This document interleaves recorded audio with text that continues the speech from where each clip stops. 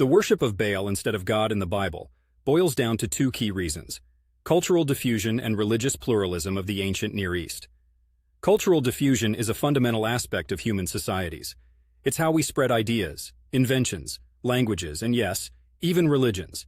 The people of the Bible, much like ourselves, were influenced by their neighbors. They were cross-pollinating with different cultures and belief systems relentlessly, and they didn't have contemporary boundaries or Merriam-Webster definitions to guide them on what was right. Baal was a title meaning Lord in the Northwest Semitic languages spoken in the Levant during antiquity, and from there it's applied in the Bible to various gods considered false by the Israelite prophets. Baal worship penetrated Israelite society through cultural diffusion and was perpetuated by the appeal of its practices, often linked to agriculture and fertility rituals. Ancient societies were agrarian, meaning their whole livelihood depended on the output of their crops. As such, they were willing to worship any deity that promised rain, good harvests, and prosperity. Baal was one of those deities. Religious pluralism was the norm back then, not the exception. The ancient world was teeming with gods and goddesses, and exclusivity in religious worship wasn't really a thing until monotheisms like Judaism started to emphasize the worship of one god.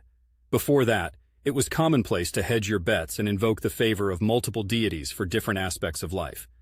Furthermore, it's important to realize that the stories in the Bible resonate with cultural and religious conflict. The biblical writers were advocating for the worship of the Hebrew God over other deities like Baal. This wasn't just a theological conflict, but an existential one for the culture and identity of the Israelite people.